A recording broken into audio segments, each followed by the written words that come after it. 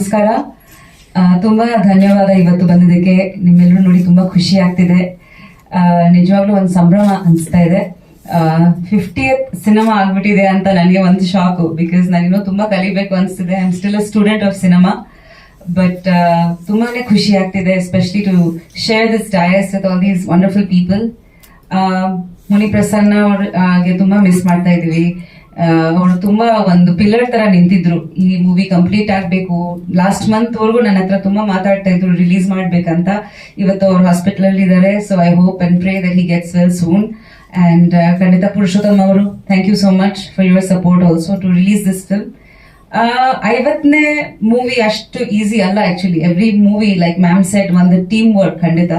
So ನಿಮ್ ಜೊತೆಲಿ, ಈ ಟೀಮ್ ಜೊತೆಲಿ like it's all a journey. So ಒಂದು ದೊಡ್ಡ ಫ್ಯಾಮಿಲಿ ಕ್ರಿಯೇಟ್ ಆಗಿತ್ತು. ಆಲ್ಮೋಸ್ಟ್ 25 ವರ್ಷದ ಜರ್ನಿ ನಂದು ಮೂವೀಸ್ ನಲ್ಲಿ. So I have a huge family and ಆ ಫ್ಯಾಮಿಲಿ ಸಪೋರ್ಟ್ ಇಂದಾನೆ I think it was possible that ನನ್ನ 50th ಮೂವಿ ಆಗಿದೆ. So thank you so much ನಿಮ್ಮೆಲ್ರಿಗೆ. ಅಂಡ್ ನನ್ನ ಪ್ರತಿಯೊಂದು ಮೂವಿ ಟೀಮ್ಸ್ಗೆ ನಾನು ಥ್ಯಾಂಕ್ ಹೇಳೋದಕ್ಕೆ ಇಷ್ಟಪಡ್ತೀನಿ ಇವತ್ತು. ಬಿಕಾಸ್ ಅವರಿಂದಾನೇ ಇದು ಸಾಧ್ಯ ಆಗಿತ್ತು ನನಗೆ. And also my family, because ಖಂಡಿತ ಉಪೇಂದ್ರ ಅವರು ನಮ್ಮ ಮಕ್ಕಳು ತುಂಬಾ ಸಪೋರ್ಟ್ ಮಾಡ್ತಿದ್ದಾರೆ. ನನ್ನ ಮದುವೆ ನಂತರ ಮತ್ತೆ ಮೂವೀಸ್ ಮಾಡ್ತೀನಿ ಅಂತ ನನಗೆ ಆಕ್ಚುಲಿ ಅದು ಗೊತ್ತಿರ್ಲಿಲ್ಲ, ಅನ್ಕೊಂಡಿರ್ಲಿಲ್ಲ. ಸೊ ನಾನು ತುಂಬಾ I just follow my heart. ಮದುವೆ ಆದೆ, ಆಮೇಲೆ ಒಂದಷ್ಟು ಆಫರ್ಗಳು ಬಂತು. ಓಕೆ ಮಾಡೋಣ, ಇದು ಟ್ರೈ ಮಾಡೋಣ, ಅದು ಟ್ರೈ ಮಾಡೋಣ ಅಂತ ಒಂದು ವಿತ್ ಮೈ ಗಟ್ ಫೀಲಿಂಗ್ ಮುಂದೆ ಹೋಗಿದ್ದೀನಿ. ಅಂಡ್ ಅದ್ರ ಜೊತೆಲಿ ಆಡಿಯನ್ಸ್ ಸಪೋರ್ಟ್ ಸಿಕ್ಕಿದೆ. ನೀವು ತುಂಬಾ ಸಪೋರ್ಟ್ ಮಾಡಿದ್ದಾರೆ. ಆಲ್ಮೋಸ್ಟ್ ಎಲ್ರಿಗೂ ಹೆಸರುಗಳು ಗೊತ್ತಿದೆ ನನಗೆ ಇಲ್ಲಿ ಉಪಸ್ಥಿತ ಆಗಿರೋದು. ಸೊ ಆ ತರ ಒಂದು ಸ್ಟ್ರಾಂಗ್ ಫ್ಯಾಮಿಲಿ ಇದೆ ನನಗೆ. So I feel very blessed. And after ಮದುವೆ ನಂತರ ನನ್ನ ಜರ್ನಿಯಲ್ಲಿ ನನಗೆ ತುಂಬಾ ಒಳ್ಳೆ ಒಳ್ಳೆ ಸ್ಕ್ರಿಪ್ಟ್ ಸಿಕ್ಕಿದೆ. So I feel very lucky. Mummy, Devaki, Ugravatar and 1980. So ಇಂಥವು ಆಮೇಲೆ ಲೈಫ್ ಇಸ್ ಬ್ಯೂಟಿಫುಲ್ ಇನ್ನೊಂದಷ್ಟು ಬರೋದಿದೆ. ಬಟ್ ಈ ತರ ಸ್ಕ್ರಿಪ್ಟ್ಗಳು ಬರೋದು ಇದೆಯಲ್ಲ, ಅದು ತುಂಬಾ ಮುಖ್ಯ. ಸೊ ನನ್ನ ಆಯ್ಕೆಯಾಗಿ ನನಗೆ ಆಸೆ ಇರುತ್ತೆ. ಬಟ್ ಮೇಕರ್ಸ್ ನನ್ನನ್ನು ಆಯ್ಕೆ ಮಾಡಿ ಈ ತರ ಪಾತ್ರಗಳ ಮಾಡ್ಬೋದು, ಇದು ಬಿಸ್ನೆಸ್ ಆಗ್ಬೋದು ಅಂತ ಒಂದು ಅನ್ಕೋಬೇಕು, ಆವಾಗನೇ ಮೂವೀಸ್ ಆಗೋದು. ಸೊ ಹಾಗೆ ಈ ಮೂವಿ ರಘು ನನ್ನ ಹತ್ರ ಬಂದಾಗ, ಹಿ ವಾಸ್ ವರ್ಕಿಂಗ್ ಇನ್ ಉಗ್ರಾವತಾರ್, ನನಗೆ ತುಂಬಾ ಖುಷಿ ಆಯ್ತು. ಯಾಕಂದ್ರೆ ಇದು ಬರೀ ಫಿಸಿಕಲ್ ಸ್ಟ್ರೆಂತ್ ಅಲ್ಲ, ಒಂದು ಇಂಟೆಲಿಜೆನ್ಸ್ ಮೇಲೆ ಹೋಗುತ್ತೆ. ಸೊ ಅದು ತುಂಬಾ ಇಂಪಾರ್ಟೆಂಟ್ ಹೆಣ್ಮಕ್ಳಿಗೆ.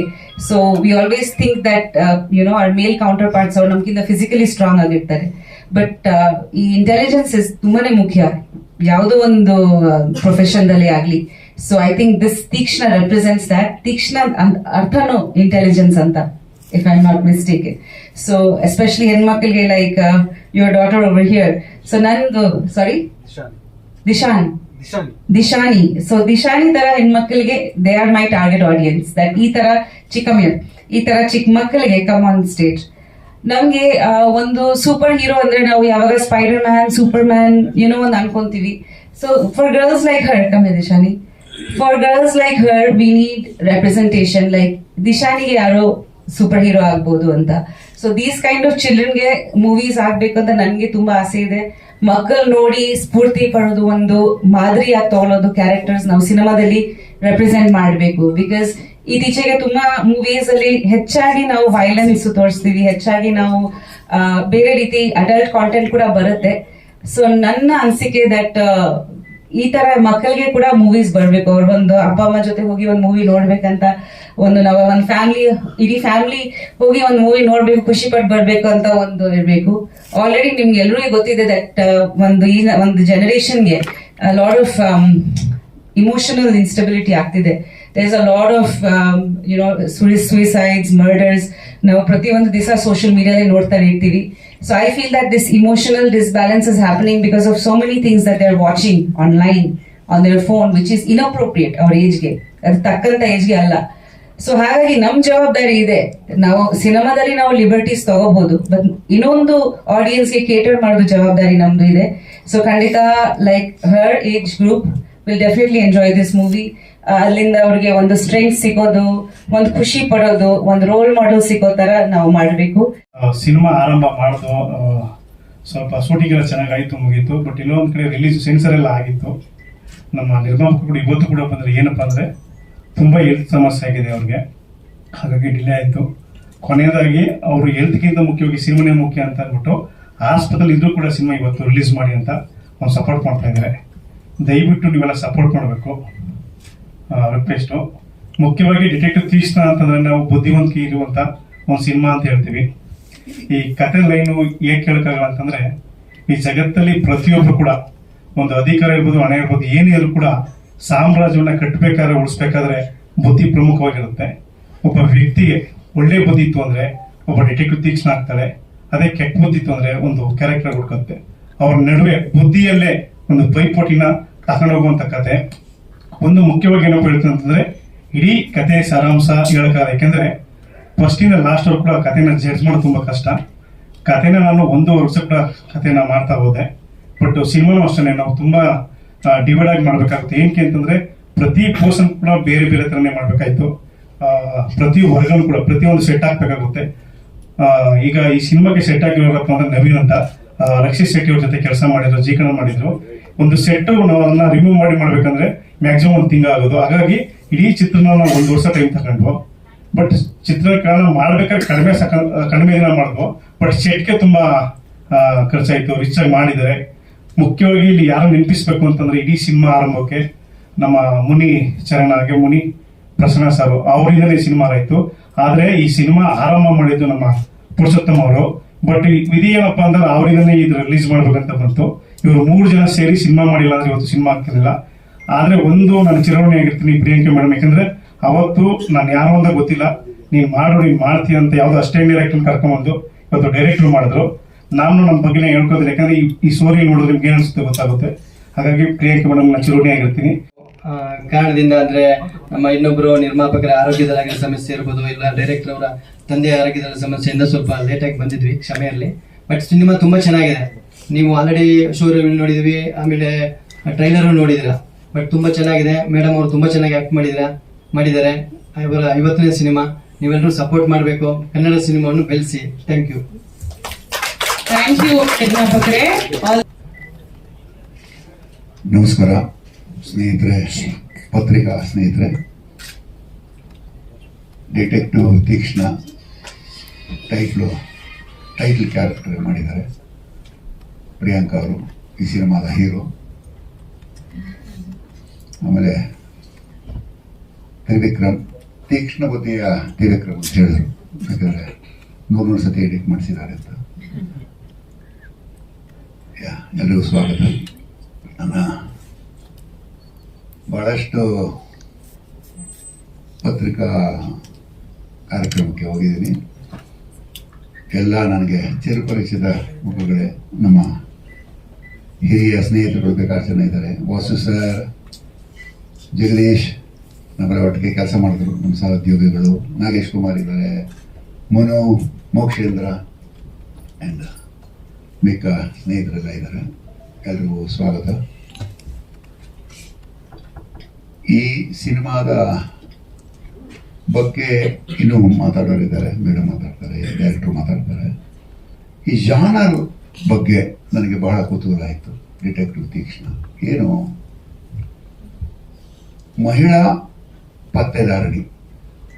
ಇದ್ರ ಬಗ್ಗೆ ಸ್ವಲ್ಪ ಜಸ್ಟ್ ಒಂದಿಷ್ಟು ಗೂಗಲಲ್ಲಿ ಹುಡುಕಾಟ ನಡೆಸಿದೆ. ನೋಡಿ, ಇಂಡಿಯಾದಲ್ಲಿ 1980ನೇ ಇಸ್ವಿನಲ್ಲಿ ರಜನಿ ಅನ್ನೋರು, she was the first female detective, Rajani Pandit ಅಂತ. 1980s ಅವ್ರ ರೆಕಾರ್ಡು ಇದುವರೆಗೂ 80,000 ಕೇಸಸ್ನ ಹ್ಯಾಂಡಲ್ ಮಾಡಿದ್ದಾರೆ. Biggest detective. ಆಮೇಲೆಲ್ಲ ಬಹಳಷ್ಟು ಜನ ಬಂದರು. ಏನಿವೆ, ಜಸ್ಟ್ ಅವ್ರನ್ನ ಜ್ಞಾಪಿಸ್ಕೊಳ್ಳೋದಕ್ಕೆ, ಅಂದರೆ ಈ ಜಾನರ್ ಹೆಂಗೆ ಶುರು ಆಯಿತು. ಆ್ಯಕ್ಚುಯಲ್ ರಿಯಲ್ ಲೈಫಲ್ಲಿ ಆ ಥರದವ್ರು ಬೇಕಾದ ಜನ ಇದ್ದಾರೆ. ಇನ್ನು ಬೇರೆ ಬೇರೆ ಕಡೆನೂ, ಅಂದರೆ ಬೇರೆ ಬೇರೆ ದೇಶದಲ್ಲೂ ಇದ್ದಾರೆ. ನಮ್ಮ ಕನ್ನಡದಲ್ಲಿ ಅಫ್ಕೋರ್ಸ್ ನಾನು ಸುಮಾರು ಹೆಸರುಗಳು ಮರೆತಿರ್ಬೋದು ಅಥವಾ ಜ್ಞಾಪಕ ಇಲ್ಲದೆ ಇರ್ಬೋದು. ನನಗೆ ಜ್ಞಾಪಕ ಇದ್ದಾಗೆ ಮಹಾರಾಷ್ಟ್ರೀ ಅವರು ಈ ಥರದೊಂದು 2-3 ಸಿನಿಮಾಲಿ ಪೊಲೀಸ್ ಪಾತ್ರಗಳು ಮಾಡಿದರು. ಲೇಡಿ ಕಮಿಷನರು, ಲೇಡಿ ಪೊಲೀಸ್, ಯುವತಿ ಸಾರ್ಟ್ ಡಿಟೆಕ್ಟಿವ್ ಮಾಡಿದರು. ನಾನೊಂದು ಸಿನಿಮಾ ಮಾಡಿದ್ದೆ, ಡಾಟರ್ ಆಫ್ ಪಾರ್ವತಮ್ಮ ಅಂತ. ಅದಕ್ಕೆ ಹರಿಪ್ರಿಯಾ ಶಿವದಿ ಸಾರ್ಟ್ ಡಿಟೆಕ್ಟಿವ್. ಆಮೇಲೆ ನೀವು ಮಾಡಿದ್ರಿ.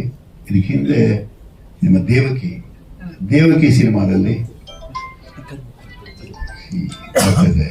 ಪ್ರೈವೇಟ್ ಡಿಟೆಕ್ಟಿವ್ ಕತೆ ಈ ಬಂದು ಹೋಗಿರೋದು ಹೇಳ್ಬೋದು.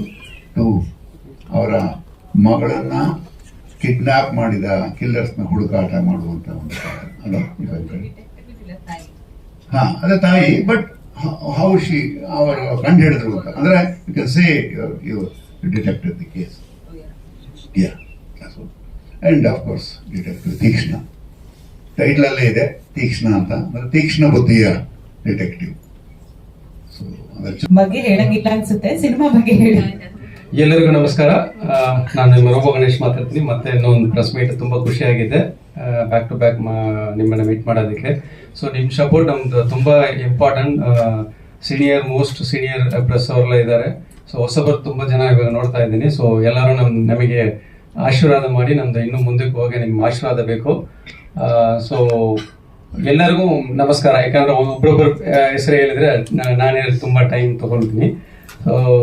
ನಮ್ಮ ಡೈರೆಕ್ಟರ್ ಬಗ್ಗೆ ಹೇಳ್ಬೇಕಂದ್ರೆ, ಅವರು ಫೋನಲ್ಲಿ ಯಾರೋ ನಾವು ಹಿಂಗಂದ್ರೆ ಸೀರಿಯಲ್ ತರ ಮಾತಾಡ್ತೀವಿ. ನಾವು ಯಾರಿಗ ಫೋನ್ ಮಾಡಿದ್ರೆ ಹಲೋ ಹವರ್ ಯು, ಚೆನ್ನಾಗಿದ್ದೀರಾ, ಮನೇಲಿ ಎಲ್ಲ ಚೆನ್ನಾಗಿದ್ದೀರಾ ಹಂಗ್ ಮಾಡ್ಬಿಟ್ಟು ಆಮೇಲೆ ನಾನು ಏನಕ್ಕೆ ಫೋನ್ ಮಾಡಿದ್ರು ಆ ಮಾತಕ್ಕೆ ಮಾಡ್ತಾ ಇದ್ವಿ. ಅವ್ರು ಹಂಗೆಲ್ಲ ಫೋನ್ ಮಾಡಿ ರೋಗ ಎಲ್ಲಿದ್ದೀರಾ, ಹೌದು ಹಿಂಗೆ ಹಂಗ ಟಕ್ಕನ್ ಕಟ್ ಮಾಡ್ತಾರೆ ಸರ್ ಅಂತ. ಮತ್ತೆ ನಾನು ಮಾತಾಡೋಲ್ಲ, ಅವ್ರು ಏನ್ ಬೇಕೋ ಅದು ಹೇಳ್ಬಿಟ್ಟು ಫೋನ್ ಕಟ್ ಮಾಡ್ಬಿಡ್ತಾರೆ. ಮತ್ತೆ ನಾನೇನೋ ಮಾತಾಡ್ಬೇಕಂದ್ರೆ ಮತ್ತೆ ಫೋನ್ ಮಾಡ್ಬೇಕು. ಸೊ ಅಲ್ಲಿಂದ ನಿಮ್ಗೆ ಗೊತ್ತಾಗುತ್ತೆ ಅವ್ರ ಮೈಂಡ್ ಏನ್ ಬೇಕೋ ಅದು ಮಾತ್ರ ಮಾಡ್ತಾರೆ. ಸೊ ಈ ಮೂವಿ ಸೀರಿಯಲ್ ತರ ಇರಲ್ಲ, ತುಂಬಾ ಶಾರ್ಟ್ ಕಟ್ ಅಲ್ಲಿ ಎಡಿಟ್ ಹೇಳೋ ತರ ಫುಲ್ ಫಾಸ್ಟ್ ಇರುತ್ತೆ. ಒಂಚೂರು ನೀವು ಅಲ್ಲಿದ್ರು ನಿಮಗೆ ಕಥೆ ಅರ್ಥ ಆಗಲ್ಲ. ಸೊ ಆ ತರ ಸ್ಪೀಡ್ ಕಟ್ ಅಲ್ಲಿ ಮಾಡಿದ್ದಾರೆ. ಇದು ಟೀಸರ್ ನೋಡಬಹುದು, ಅದನ್ನು ನಿಮಗೆ ಗೊತ್ತಾಗಿದೆ. ಮತ್ತೆ ನಮ್ದು ಮೇಡಮ್ ಅವ್ರಿಗೆ ಹೇಳ್ಬೇಕು, ಯಾಕಂದ್ರೆ ಅವ್ರು ತುಂಬಾ thanks madam. I am very happy to share one more movie. ಅವ್ರ ಡೆಡಿಕೇಶನ್ ನಾನು ನೋಡಿದೀನಿ. ಇನ್ನೊಂದು ಮೂವಿಯಲ್ಲಿ ಇಬ್ರು ಒಂದು ಫೈಟ್ ಮಾಡಿದೀವಿ. ನಾವು ಹುಡುಗರು ಫೈಟ್ ಮಾಡೋದಕ್ಕೆ ತುಂಬಾ ಯೋಚನೆ ಮಾಡ್ತೀವಿ, ಹಿಂಗ್ ಮಾಡ್ಬೋದಾ ಹಿಂಗ ಹರ್ಟ್ ಆಗುತ್ತಾ ಅಂತ. ಅವ್ರು ಹಂಗೆಲ್ಲ ಬಂದು ಇದು ಮಾಡ್ಬೋದಾ ಮಾಡೋಣ, ಇದು ಮಾಡ್ಬೋದಾ ಮಾಡೋಣ, ಆ ತರ ಡೆಡಿಕೇಶನ್ ಮಾಡ್ತಾರೆ. ಮತ್ತೆ ಅವ್ರು ನಾವು ಹೊಡಿಬೇಕಂದ್ರೆ ಅವ್ರು ನನ್ ಕೇಳ್ತಾರೆ, ಸರ್ ಹಿಂಗ್ ಓಕೆನಾ ಇದು ಅಂತ. ಬೇರೆಯವ್ರಿಗೆ ಕೇರ್ ತಗೊಂತಾರೆ, ಅವ್ರ ಬಗ್ಗೆ ಅವ್ರು ಅದು ಯೋಚನೆ ಮಾಡಲ್ಲ, ಮಾಡ್ತೀನಿ ಅಂತ. ಸೊ ಅಂತ ಅವ್ರ ಡೆಡಿಕೇಶನ್. ಸೊ ತುಂಬಾ ಥ್ಯಾಂಕ್ಸ್ ಮೇಡಮ್. ಶ್ರೀರಾಮ್, ಇಲ್ಲಿ ಬಂದಿರುವಂತಹ ನನ್ನ ನೆಚ್ಚಿನ ಮಾಧ್ಯಮ ಮಿತ್ರರೆಲ್ಲರಿಗೂ ನನ್ನ ನಮಸ್ಕಾರ ಹಾಗೂ ಸಾಷ್ಟಾಂಗ ನಮಸ್ಕಾರಗಳು. ಮತ್ತೆ ನನ್ನ ಹಿರಿಯ ಕಲಾವಿದರು ಪ್ರಿಯಾಂಕಾ ಮೇಡಮ್ ಹಾಗೆ ರಘು ಸರ್, ಎಲ್ಲರಿಗೂ ನನ್ನ ಹೃತ್ಪೂರ್ವಕ ನಮಸ್ಕಾರಗಳು.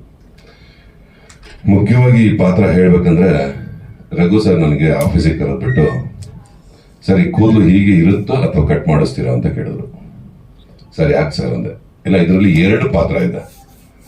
ಒಂದು ಮೇನ್ ವಿಲನ್, ಇನ್ನೊಂದು ಮೇನ್ ಸಪೋರ್ಟಿಂಗ್ ಕ್ಯಾರೆಕ್ಟರ್ ಅಂತ ಹೇಳಿ. ಸರ್ ನಾನು ವಿಲನ್ನೇ ಮಾಡ್ತೀನಿ ಸರ್, ನಾನು ಪ್ಯಾರ್ ಸಪೋರ್ಟಿಂಗ್ ಮಾಡಲ್ಲ ಅಂದೆ. ಅಲ್ವಾ ಸರ್? ಅವಾಗ ಸರಿ ಹಾಕಿದ್ರೆ ಈ ಗೆಟಪ್ ಹೀಗೆ ಇರಲಿ ಅಂತಂದ್ರು. ಇದರಲ್ಲಿ ನನ್ನ ಪಾತ್ರ ವಾಲಿ ಅಂತ ಹೇಳಿ. ಈ ಸಿನಿಮಾದಲ್ಲಿ ಪಾತ್ರನ ತುಂಬಾ ಚೆನ್ನಾಗಿ ಬಿಲ್ಡ್ ಮಾಡಿದ್ದಾರೆ ನಮ್ಮ ಡೈರೆಕ್ಟರ್. ಮುಖ್ಯವಾಗಿ ಪ್ರಿಯಾಂಕಾ ಮೇಡಮ್ ಅವ್ರ ಜೊತೆ ನಾನು ಫೈಟ್ ಮಾಡ್ಬೇಕಾದ್ರೆ ನನಗೆ ಒಂದ್ ಕಡೆ ಹೆದರಿಕೆ ಇತ್ತು, ಎಲ್ಲಿ ನಾನು ಅವರಿಗೆ ಅಪ್ಪಿ ಏನಾದ್ರು ಹೆಚ್ಚು ಕಮ್ಮಿ ಹರ್ಟ್ ಮಾಡ್ಬಿಡ್ತೀನೋ ಅಂತ ಹೇಳಿ. ಬಟ್ ಮೇಡಮ್ ಎಷ್ಟು ಸಪೋರ್ಟ್ ಮಾಡೋರು ಅಂತಂದ್ರೆ, ನೀವು ಅಲ್ಲಿಗೆ ಯಾಕ್ರಿ ಓದಿತಾ ಇದ್ದೀರಾ, ಕರೆಕ್ಟ್ ಆಗಿ ಓದಿಬೇಕಾದ ಪೋಷನ್ ಓದಿರಿ ಅಂತ. ನಿಜವಾಗ್ಲೂ ಮೇಡಮ್ ಒಂದ್ಸಲ ಬೆನ್ನಿಗೆ ಓದಿಬೇಕಾದ್ರೆ ಜೋರಾಗಿ ಓದ್ಬಿಟ್ಟಿದೆ. ನನಗೆ ತುಂಬಾ ಬೇಜಾರಾಗೋಗಿತ್ತು. ಸಾರಿ ಮೇಡಮ್, ಬೇಜಾರ್ ಮಾಡ್ಕೋಬೇಡಿ. ಬಟ್ ಅಷ್ಟು ಸಪೋರ್ಟಿವ್ ಆಗಿ ಜೊತೆಯಲ್ಲಿ ಕೆಲಸ ಮಾಡುವಂತ ಕಲಾವಿದರಿಗೆ ಎಷ್ಟು ಸಪೋರ್ಟ್ ಮಾಡ್ತಾರೆ ಅಂತಂದ್ರೆ, ಅವ್ರನ್ನ ನಾವು ತುಂಬಾ ವರ್ಷದಿಂದ ನೋಡಿದೀವಿ. ಆದ್ರೆ ಅವ್ರ ಜೊತೆ ಕೆಲಸ ಮಾಡುವಂತ ಅವಕಾಶ ಸಿಗ್ತಲ್ಲ, ರಿಯಲಿ ನಾನು ಅದಕ್ಕೆ ಚಿರಋಣಿಯಾಗಿರ್ತೀನಿ. ಇಲ್ಲಿ ಉಪಸ್ಥಿತರಾಗಿರುವ ಮಾಧ್ಯಮ ಮಿತ್ರರೇ, ಡಿಟೆಕ್ಟಿವ್ ತೀಕ್ಷ್ಣ ತಂಡದವರೇ, ಪ್ರಿಯಾಂಕಾ ಮೇಡಮ್ ರವರೇ, ನಿರ್ದೇಶಕರೇ, ಎಲ್ರಿಗೂ ಹೃತ್ಪೂರ್ವಕ ನಮಸ್ಕಾರಗಳು. First of all thank you Trivikram sir, ಈ ಮೂವಿಯಲ್ಲಿ ನನಗೆ ಒಂದು ಅಪಾರ್ಚುನಿಟಿ ಕೊಟ್ಟಿದ್ದಕ್ಕೆ. It means a lot. ಎಲ್ಲರೂ ಹೇಳಿದ ಹಾಗೆ ಈ ಸಿನಿಮಾದಲ್ಲಿ ನಾನು ಪ್ರಿಯಾಂಕಾ ಮೇಡಮ್ ಅವ್ರದ್ದು ಯಂಗ್ ತೀಕ್ಷ್ಣ ರೋಲ್ ಪ್ಲೇ ಮಾಡಿದ್ದೇನೆ. ಡೈರೆಕ್ಟರ್ ಸರ್ ಬಂದು ಕತೆ ಹೇಳುವಾಗ ಅವ್ರು ಹೇಳಿದ್ರು, ಒಂದು ಓದು ಬರಹ ಗೊತ್ತಿಲ್ಲದ ಒಂದು ಹುಡುಗಿ ಡಿಟೆಕ್ಟಿವ್ ಆಗ್ತಾಳೆ ಅಂತ. And this movie is filled with suspense and mainly ಒಂದು ಫೀಮೇಲ್ ಸೆಂಟ್ರಿಕ್ ಮೂವಿ. ಸೊ ನನಗೆ ಕತೆ ತುಂಬಾ ಇಷ್ಟ ಆಯ್ತು. ಅದಕ್ಕಿಂತ ಜಾಸ್ತಿ ಡೈರೆಕ್ಟರ್ ಸರ್ ನನಗೆ ಹೇಳುವಾಗ ನಾನು ಪ್ರಿಯಾಂಕಾ ಮೇಡಮ್ ಜೊತೆ ಕೆಲಸ ಮಾಡ್ತೇನೆ ಅಂತ, ಎಸ್ಪೆಷಲಿ ಅವರದೇ ಯಂಗ್ ತೀಕ್ಷ್ಣ ರೋಲ್ ಪ್ಲೇ ಮಾಡ್ತೇನೆ ಅಂತ, I was in the cloud 9 ಅಂತ ಹೇಳ್ಬಹುದು. It was a proud moment for me. ಯಾಕಂದ್ರೆ ಚಿಕ್ಕ ವಯಸ್ಸಿನಿಂದಲೇ ಅವ್ರದ್ದು H2 ಸಿನಿಮಾದು ಹೂವೇ ಹೂವೆ ಹಾಡನ್ನ ಕೇಳಿ I was your big fan ma'am. So ನಮ್ಮ ಮಂಗಳೂರಲ್ಲಿ ನಿಮ್ಗೆ ತುಂಬಾ ಫ್ಯಾನ್ಸ್ ಇದ್ದಾರೆ, ನೀವು ಅಟ್ಲೀಸ್ಟ್ ಒಂದ್ಸಲ ಮಂಗಳೂರಿಗೆ ಬರಲೇಬೇಕು ಮ್ಯಾಮ್. ಹೌದಾ? Okay, sure ma'am. Thank you so much for the support and it's my honour to work with you ma'am. Thank you so much. ಮಾಧ್ಯಮ ಮಿತ್ರರೆಲ್ಲರಿಗೂ ನಮಸ್ಕಾರ. ವೇದಿಕೆ ಮೇಲೆ ಕುಳಿತಿರ್ತಕ್ಕಂಥ ಎಲ್ಲ ಕಲಾವಿದರು, ನಿರ್ಮಾಪಕರು, ನಿರ್ದೇಶಕರು, ಪ್ರಿಯಾಂಕಾ ಮೇಡಮ್, ಎಲ್ಲರಿಗೂ ನಾನು ಧನ್ಯವಾದಗಳನ್ನ ಹೇಳಕ್ ಇಷ್ಟಪಡ್ತೀನಿ ಈ ಮೂಲಕ. Hearty congratulations to you 50th ಮೂವಿಗೆ. ತುಂಬ ಒಳ್ಳೆ ಕಥೆನ ಆಯ್ಕೆ ಮಾಡ್ಕೊಂಡಿದ್ದಾರೆ 50th ಮೂವಿಲಿ. ತುಂಬ ಚೆನ್ನಾಗಿ ಮೂಡ್ ಬಂದಿದೆ ಇವ್ರ ಪಾತ್ರ. ಓವರ್ ಆಲ್ ಸಿನಿಮಾ ಇದ್ರಲ್ಲಿ ನಂದು ಹೌದು, ಅಫ್ಕೋರ್ಸ್ ಇವ್ರು ಹೇಳಿದ ಹಾಗೆ ಎಮೋಷನಲ್ ಪಾತ್ರನೇ, ಆದರೆ ಸಂಪೂರ್ಣವಾಗಿ ಅದನ್ನೇ ಅಂತ ನಾವು ಹೇಳಕ್ಕಾಗಲ್ಲ. ಯಾಕೆಂದ್ರೆ ಶುರುವಾಗೋದು ಹಾಗೆ, ಕತೆ ಮೂಲಕನೂ ಅಷ್ಟೇ, ಪಾತ್ರದ ಮೂಲಕನೂ ಅಷ್ಟೇ, ಶುರುವಾಗೋದು ಎಮೋಷ್ನಲಿನೇ ಶುರುವಾದ್ರು ಆಮೇಲೆ ಅದು ಏನೇ ಚಾಲೆಂಜಸ್ನ ಫೇಸ್ ಮಾಡ್ತಾ ಹೋಗುತ್ತೆ, ಹೇಗೆ ಒಂದು ಹೆಲ್ಪ್ಲೆಸ್ ಮದರ್ ಟರ್ನ್ ಆಗ್ತಾ ಹೋಗ್ತಾಳೆ ಅನ್ನೋದೇ ಕಥೆಯ ಸಾರಾಂಶ ಆಗ್ತಾ ಹೋಗುತ್ತೆ ನನ್ನ ಪಾತ್ರದ ಕಡೆಗೆ. ಯಾಕೆ ಒಂದೇ ಕೇಸ್ ಏನಲ್ವಲ್ಲ, ಬೇಕಾದಷ್ಟು ಕೇಸ್ಗಳನ್ನ ಅವರು ಡೀಲ್ ಮಾಡ್ತಾ ಇರ್ತಾರೆ. ನಮ್ಮ ಕೇಸಲ್ಲಿ ಬಂದಾಗ ಆ ರೀತಿಯಾದಂತ ಕಥೆನ ತ್ರಿವಿಕ್ರಮ್ ಮಾಡಿದ್ದಾರೆ. ತುಂಬಾ ಇಂಟ್ರೆಸ್ಟಿಂಗ್ ಪಾತ್ರ ಏನಂದ್ರೆ, ತ್ರಿವಿಕ್ರಮ್ ನಮ್ಗೆ ಕತೆ ಹೇಳಕ್ಕೆ ಅಂತ ಬಂದಾಗ, ಈ ಪಾತ್ರ ನೀವು ಒಪ್ಕೋತೀರಾ, ಮಾಡ್ತೀರಾ, ಇರ್ತೀರಾ ಮೇಡಮ್, ಆದ್ರೆ ಫುಲ್ ಸಿನಿಮಾ ಅಂತೇನಲ್ಲ, ನೀವು ಮಾಡಿದ್ರೆ ಚೆನ್ನಾಗಿರುತ್ತೆ ಅಂತ ಕೇಳಿದ್ರು. ನಂಗೆ ಅವರಲ್ಲಿ ಫಸ್ಟ್ ಕಾಣಿಸಿದ್ದು ಸಿನಿಮಾ ಮಾಡಬೇಕು ಅಂತ ಅವರಲ್ಲಿರೋ ಒಂದು ಛಲ ಮತ್ತೆ ಶ್ರದ್ಧೆ. ಮಾಡ್ತೀನಿ ನಾನು ಇದನ್ನ ಅನ್ನೋ ಒಂದು ಛಲ. ತುಂಬಾ ಚೆನ್ನಾಗಿ ಕತೆ ನರೇಟ್ ಮಾಡಿದ್ರು, ಅದರಂತೆನೆ ನಡೆಸ್ಕೊಂಡು ಹೋದ್ರು. ಎಲ್ಲೂ ಏನು ಹೇಳೋದೊಂದು ಮಾಡೋದೊಂದು ಆ ಥರ ಏನೂ ಮಾಡಲಿಲ್ಲ.